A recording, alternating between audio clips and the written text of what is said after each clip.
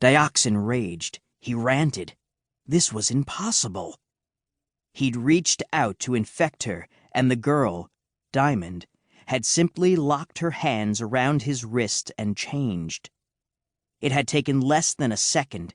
She had shimmered, glistened, and become solid, unmoving and transparent. Even her hair and clothes had changed. It was as though she'd been replaced with a statue carved out of solid diamond. Dioxin couldn't shake her off. She wasn't moving. He didn't think that she could move in this form. All she was doing was holding on to his wrist, still staring at him with that determined look on her face. A voice called out, "Dioxin!" He turned to see an annoyingly familiar figure behind him. Dioxin sighed. "Dalton." Joshua Dalton smiled. "You can let go now, Diamond." As Dioxin watched, the girl instantly turned back to normal. She let go of his wrist, jumped backward, and ripped the leather gloves from her hands. She tossed the gloves aside. Even before they hit the ground, they were a smoldering ruin. "See? The trouble with your power, Dioxin, is that you can't even lift weights to build up some muscle, can you?" Joshua Dalton said. "No, you just burn through the bars. Now me, on the other hand, well, I'm not that strong either, certainly not compared with Titan, but a psychokinetic doesn't need to be strong." Dioxin felt a sickening lurch in the pit of his stomach, then looked down to see that he was floating a meter above the ground, unable to do anything but wait to be arrested. High above the battle tank, energy concentrated on drawing the enemy fire toward her.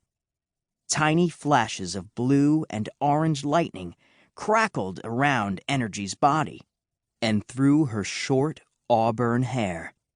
Her eyes, normally a pale gray, were now almost solid white. She knew that she could absorb a huge amount of power, but there was a limit. Pretty soon now, she'd have to discharge that power. A voice crackled over her communicator. "Energy, I'm on the way." "Titan, thank God! Where are you?" "Just crossing the East Coast. I'll be there in a minute," Titan replied. "Make it quicker. We're not doing well here. I'm trying to pull in all their plasma bolts, but it hurts. I've never seen so much firepower." "I see you." Energy looked to the east, and Titan was suddenly hovering in front of her, his dark blue cape billowing in the light breeze. "Don't just float there. Do something," she told him. "Yes, ma'am." Titan gave her a quick smile, then darted down to the battle tank. Shots blasted into him, missiles exploding to his left and right. It was as though the battle tank had been designed with the sole purpose of hurting him, and it was doing a pretty good job. Titan was strong and fast, but he wasn't invulnerable. When he was hit, he felt it, and he was being hit a lot right now.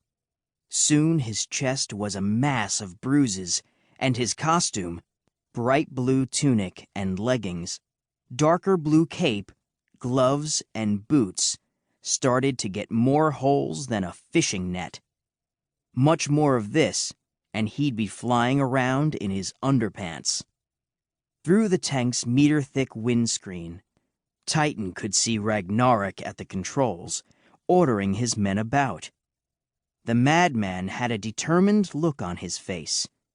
That wasn't unusual for someone like him. They all believed in what they were doing. Where the hell is Quantum? He wondered. He should be here by now. He'd be able to phase himself inside the tank. And what about Max? Why hasn't he been able to reach someone inside of it? Could Ragnarok have found a way to shield the tank from Max's mind control?